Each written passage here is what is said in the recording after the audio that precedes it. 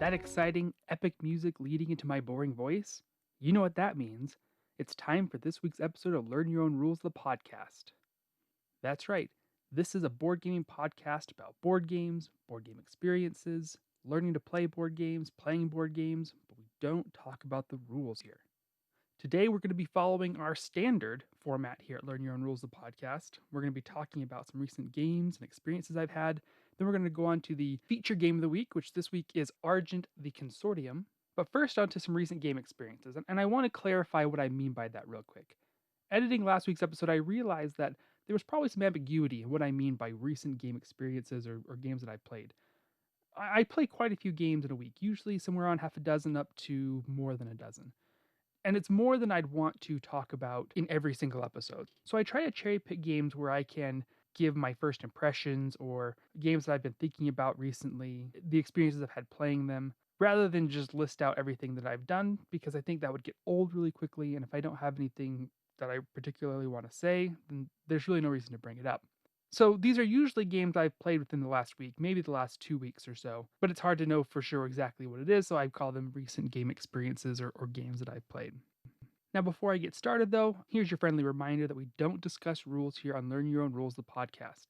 I'll be placing links in the description of this podcast that teach the rules of these games I'm going to be talking about so that you can easily find tutorials or rules explanations, things that might help you better understand some of the concepts I'm going to be discussing today.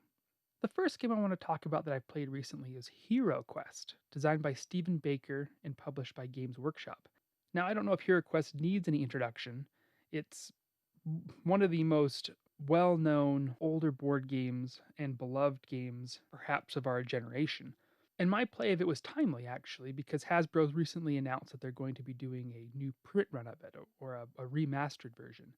And that's actually the reason why I ended up getting to play it. A friend of mine owns the base game and all the expansions, and he was super excited about the announcement, and he wanted to play the game. I said, yeah, bring it over. I'm happy to give it a try. So, and it was the first time I'd played the game, and I give that as some context for the explanation that I went into the game without a modicum of nostalgia for it. It was my first time playing. We sat down, we set it all up, he and a couple of others, and we played through HeroQuest. And I have to say, as a person with no nostalgia for HeroQuest, and as somebody who'd never played it before, I really don't understand what everybody's all excited about. Or actually, to put it another way, the excitement for this game seems to be driven entirely by nostalgia, to the point where I'm assuming people that are buying this game are buying it simply to have a new version of the game to put on their shelf to look at, or maybe to play with their kids, I guess. It wasn't the worst thing in the world, but it is a hallmark to a different age of board games. Everything in the game at the time might have been groundbreaking and new and interesting, but by today's standards, every element of the game is executed about the worst way you could execute it. Again, to be fair, that's based upon what we know about board game design nowadays. It's uncommon. Okay, no, it still happens, but for example, we know as a general rule that roll and move generally isn't the best method for facilitating movement across a map. I'm sure there's a system that does it well. I don't know of one. That's one of my frustrations when I play Clue, for example, a game that my extended family loves. Why does the roll to move element need to even be in the game? Why can't we just move freely from room to room? It's an arbitrary, frustrating aspect of the game. But I digress.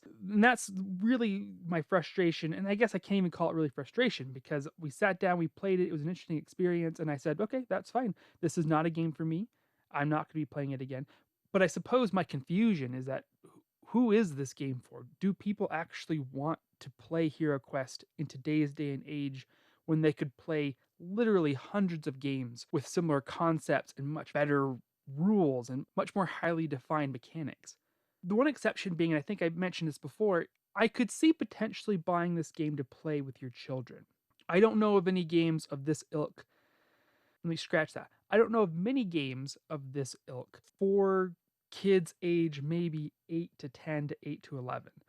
In that respect, I can maybe see picking this up to play it, though I'd have a hard time justifying it over something like Mice and Mystics. So I suppose your mileage may vary on this game.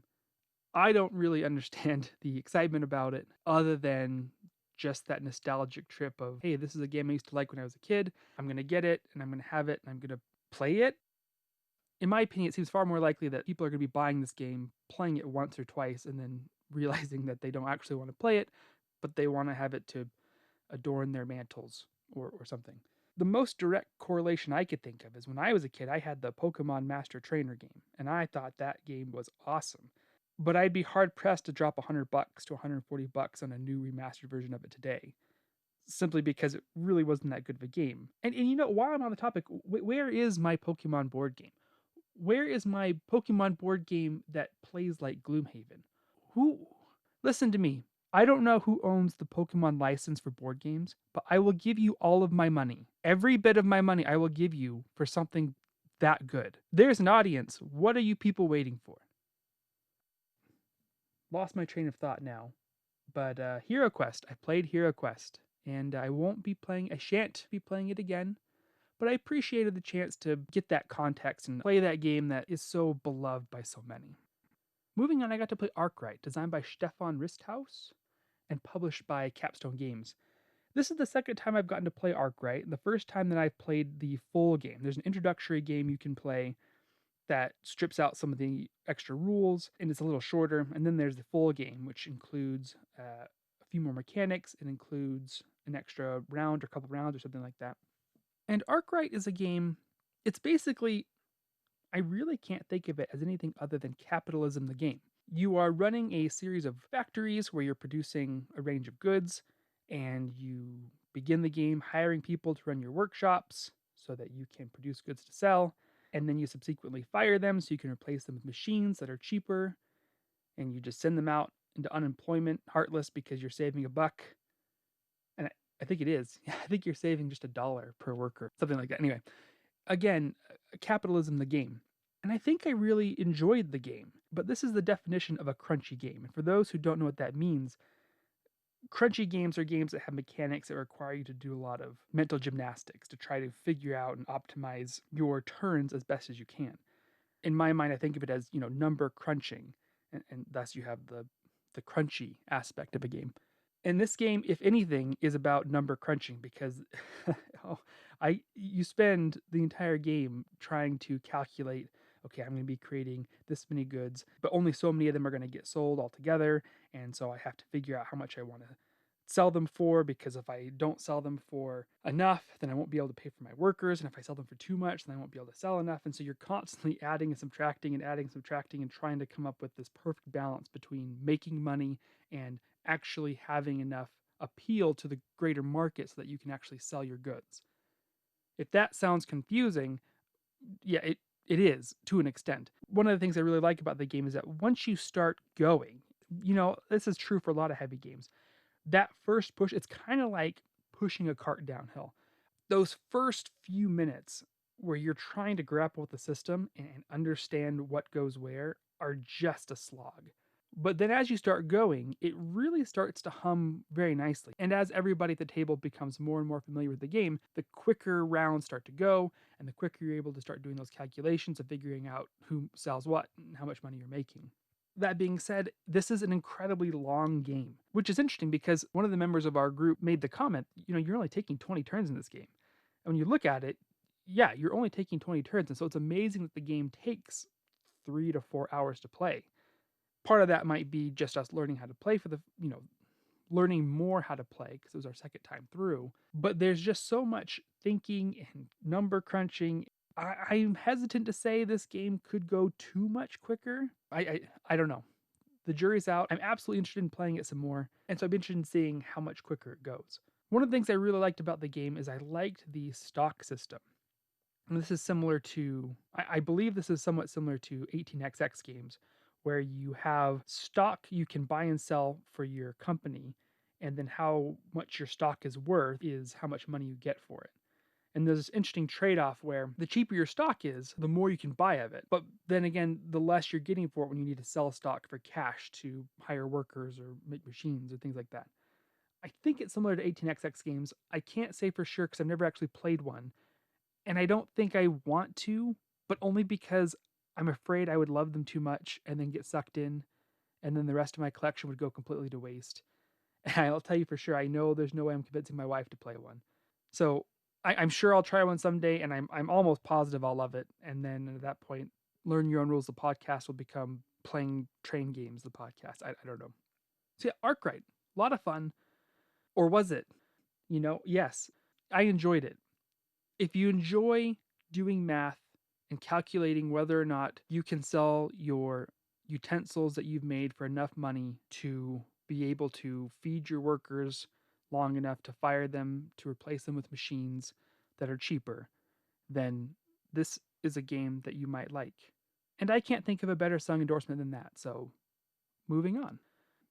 I got a chance to play a couple games of My Little Scythe. This is designed by, and I'm sorry, Hobby, I'm going to get this awfully wrong, Hobie Cho and his daughter Vienna Cho, and it is published by Stonemaier Games. Now, I know Jamie Stegmaier is a figure in the board game community that a lot of people have varying opinions of, but I have to give him credit for producing this game, and particularly for giving the credit to Hobie Cho and his daughter. I remember when this was first posted to Board Game Geek a few years ago. It was basically I guess you could call it a redesign, but it's almost more of just a re-theme with some of the rules stripped away that Hobie Cho made with his daughter to simplify Scythe a little bit and to theme it around My Little Pony, a theme that a little girl would be more interested in. And the community loved it. I was super interested in it because my daughter at the time was around, I want to say around 4, and she loved My Little Pony, and I thought this would be really cool to get and then play with her because it'd be a theme she'd be interested in. Well, unfortunately, they weren't able to publish it under that license, but they were able to publish it under a more generic kind of animal theme. And the fact that Jamie Stegmaier was willing to do that scores him some points in my book. And at least in this aspect, he's definitely got my respect. I like My Little Scythe. The thing is anyone who's tried to play board games with kids knows it's hard to gauge whether or not a board game is going to be accessible for their children.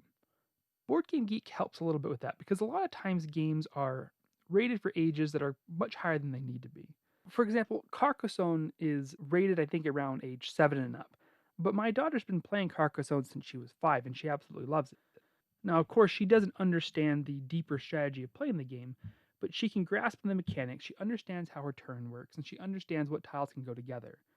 And for a kid, generally, that's all that they really want. They don't need to sit down and try to win the game a lot of the time. They just appreciate the fact that you're spending time with them, and they appreciate games that they can at least understand on a fundamental level. And My Little Scythe in this respect is perfect for that. I played a couple games with my 5-year-old and my 7-year-old, and they both have no idea what they're doing in terms of winning the game. But they both know how to take a turn, they both know what each action does, and they are able to play the game and appreciate the fact that they're just able to play a game with me. And that's what I appreciate playing the game with them. It's not my favorite thing in the world, but I think it's a great light version that's easy to pick up and understand. And realistically, I don't think I have much more to say about that. If you've played Scythe, My Little Scythe is going to obviously be very familiar. And that's okay, because it's a design that's targeted for a very specific audience, and it nails that audience perfectly. I'm not even sure what the age in the box is. I think it's probably like 6 plus or something. And that's pretty close. But again, my 5-year-old plays it and he doesn't have a concept of how to progress his strategy to win the game, but he knows what he's doing. And this is a great way to kind of teach that long term strategy to your kids. So they may not know what they're doing yet, but the more we play, the more they pick it up. And yeah, I could definitely recommend it to anybody looking for games to play with their children. And that game was My Little Scythe. So the featured game of the week is Argent the Consortium. This is designed by Trey Chambers and is published by Level 99 Games, which is one of my favorite publishers. I own most of their catalog at this point, but I guess that's not useful information for you. Yeah, Level 99 Games.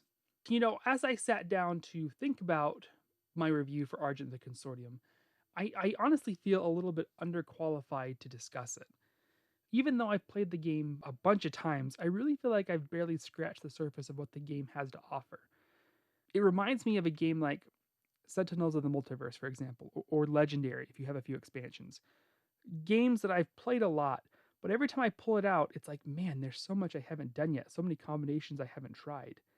So, for those of you not familiar with the game, Argent the Consortium is a worker placement game with a very interesting win condition. Instead of scoring points on a track, there are basically 12 points that are up for grabs. And you win the game by winning the most of those points. But each point requires a specific condition be met. that you have the most of a specific item is generally the criteria. The catch is that you only know at the beginning of the game 3 of them. 2 of them, which are open knowledge for everybody, and then there's one that each player will get to look at the beginning of the game as a kind of a way to get their plan started. And so a big part of the game is trying to figure out what areas of the game are going to be scoring and then capitalizing on that knowledge to gather the resources you need to score those points. Now, to be honest, I really like most everything about Argent the Consortium. And in retrospect, maybe this should have been a favorites game that I talk about on the fourth week of the month. But I hesitate to put it there just because, again, there's so much that the game has to offer that I haven't had a chance to try yet. The first point I want to talk about is the game's replayability. And this isn't the most important aspect of the game, but I've already alluded to it a little bit, so I might as well return to it now. The base game on its own has so much inherent replayability to it that you could play this game probably 40 or 50 times and not have the same game. Every game feels so drastically different that it almost feels like you're learning a new game. And that's something that I love. It's one of my favorite mechanics, random setups. That's what I like about deck building games. For example, trains that I talked about last week. One of the things I love about those kinds of deck building games is I love the way that a new market is set up at the beginning of every game. So each game becomes not just a matter of progressing your board state or trying to achieve the standard win condition, it's also about looking at the new puzzle that's been put before you and trying to optimize those pieces as best you can. In a deck building game, it's trying to figure out which combo is going to be the most powerful or is going to allow you to achieve whatever you're trying to achieve. And Argent's no different. The combination of which kinds of worker powers you're going to be playing with, the combination of which rooms are going to be at, which side those rooms are on, all these things, and then of course, which points you're going to be playing for, all these things work together to create a dynamic new experience every time that you play. And I talked about worker powers. Worker powers are important because every worker, with the exception of the gray workers that go with a specific asymmetrical player power, the workers altogether have a kind of a fascinating paper, scissors, rock element to them. Now, this changes depending on the setup, as each worker has A side and a B side, where they kind of change it the way the powers work. But if you're looking at the A side, for example, you've got workers that can be placed out really quickly. This is a game where you're taking an action on your turn. So you've got workers that can be placed as a half action, allowing you to functionally do 2 things on one turn. And those are really powerful because it allows you to flood the board with your workers and get the best spots really quickly. And actually, for the first few times we played, that seemed to be like the dominant strategy.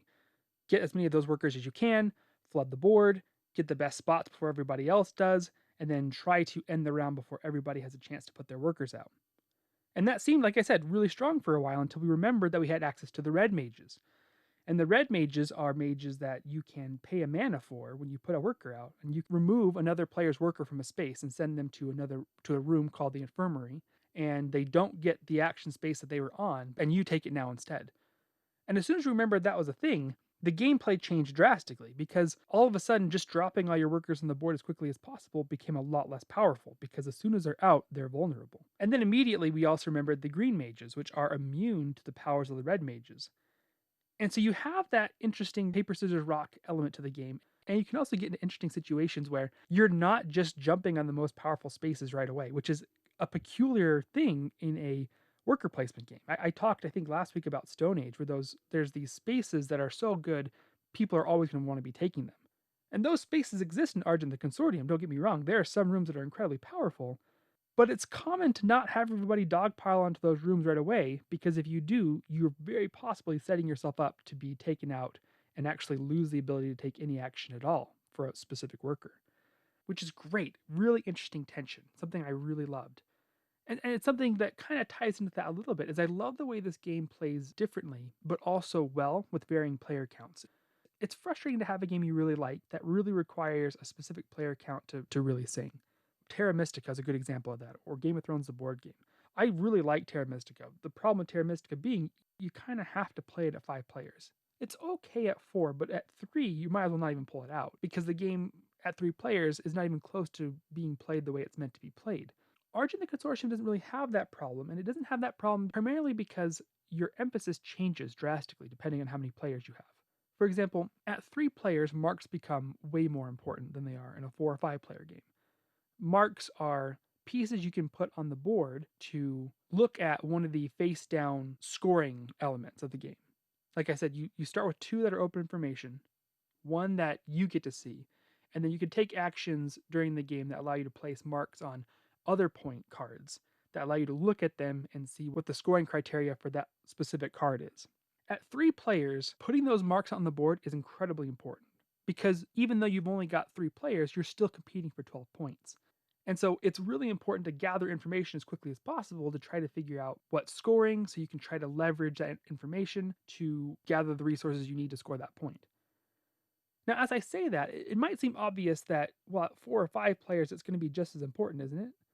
But what's interesting is that it's actually not. At 4 and 5 players, the more marks you place out, the more disadvantaged you actually tend to be. Part of that is the opportunity cost. If you're placing a mark, you're not doing something else, which is a big deal.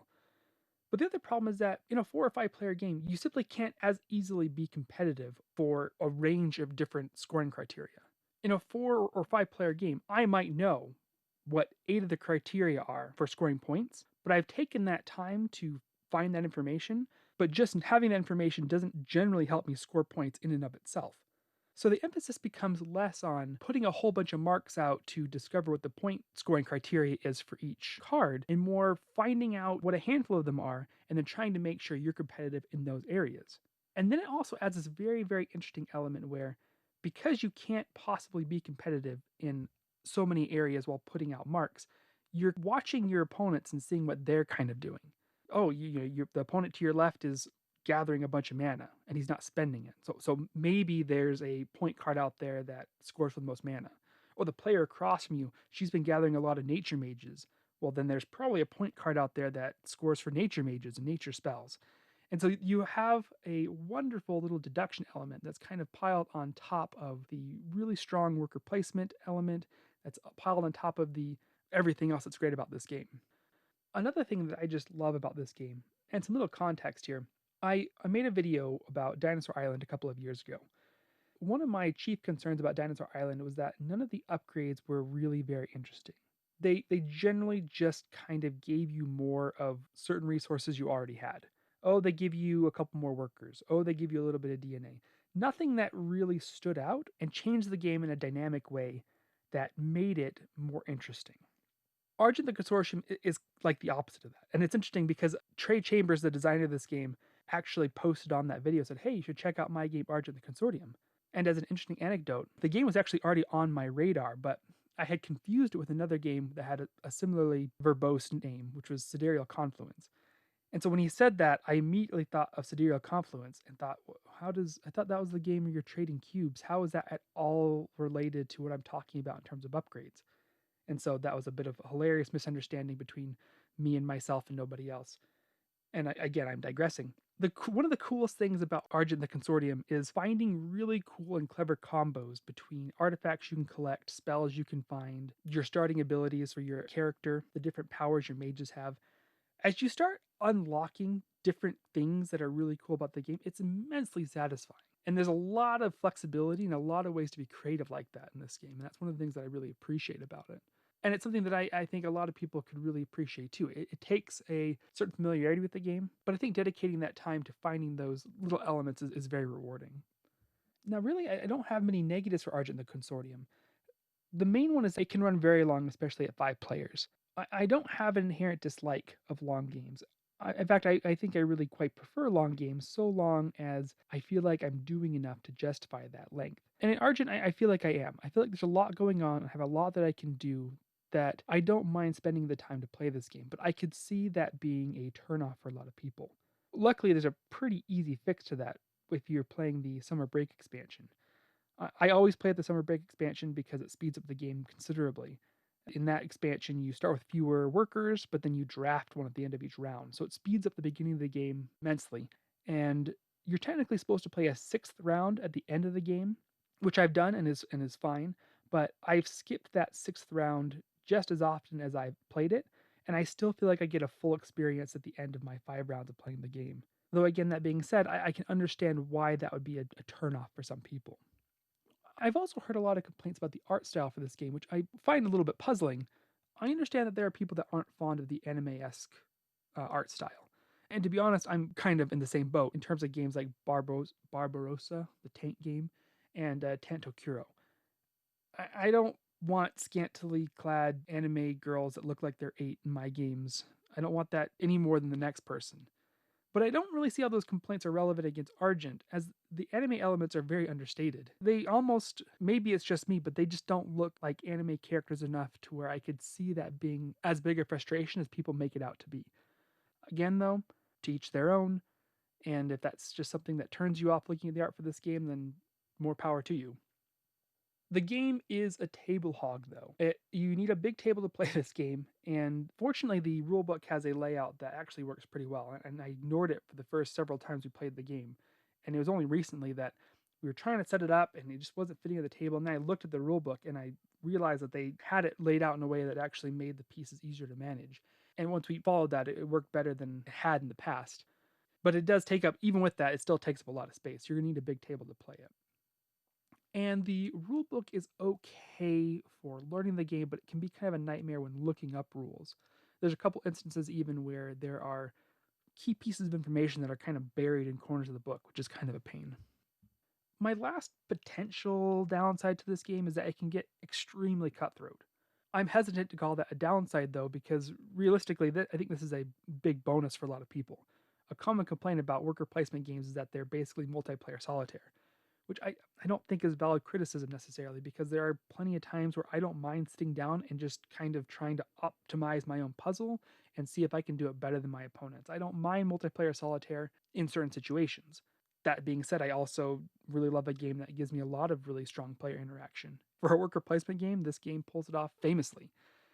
With that being said, my group did struggle with the meanness, take that, whatever you want to call it, aspect of the game until we started to really understand the fundamental systems that were at play and how we could leverage the options that were available to us to mitigate those take that abilities as much as we could. I talked earlier about the paper, scissors, rock aspect of placing your workers, and this is related to that. Once we realized how the paper, scissors, rock element of the worker powers functioned, it started to become less like I feel bad that I was attacked and more, oh yeah, you caught me while I was being greedy or doing something that I probably shouldn't have done. And whenever a game allows you to do that without that proclivity to feel bad, that's when a game really sings. When it's not about I'm being attacked and more about, oh, I made a mistake and I should have seen that coming. And I think Argent does that. So as a whole, I can absolutely recommend Argent the Consortium to lots of people. This is a heavier game. This is a medium, maybe a little heavier than medium game. And so anyone interested in medium plus games that like worker placement games in concept but really wish they had more interaction, this is the kind of game for you. It's going to have all the interaction you could want. For players that like games with cool bits and upgrades and things you can do, like Rising Sun, for example, this is a game for you too. This is not a game for people that don't like lots and lots of elements to their game. This is not for players that don't like having a ton of bits that they have to sort and keep track of. This is not for players that don't like to track a good amount of information. And this is not for people that really just hate take that elements. For everybody else, I think for the average gamer, this would be great. And if you have a group that you play with regularly, that you're looking for a game that you can replay constantly and that always has a really fresh feeling to it, this is the game for you. For example, I could just see an apartment full of roommates just loving this game to death because it can be loud, it can be raucous, it can be a whole bunch of fun, but at the same time, you can play it quiet and thinky and trying to optimize your moves as well. So this is a game that I think appeals to a really broad audience, and I would absolutely recommend you check it out if anything I've talked about today sounds interesting to you. And again, that was Argent the Consortium, designed by Trey Chambers and published by Level 99 Games. Well, thank you for listening to the Learn Your Own Rules podcast. I really appreciate it. You can get in touch with me, Ryan Krim, by emailing me at learnyourownrules@gmail.com, or you can tweet me at LYORules. At least I think you can, because I haven't been able to log in for some reason. I think somebody stole the account. So updates on that forthcoming, but it is Friday, And I never get tired of telling you it's the best day of the week because it means the weekend is coming, and I hope you get to play a whole bunch of games this weekend. And yeah, go do that. Go play some games. As we say here in closing, game on.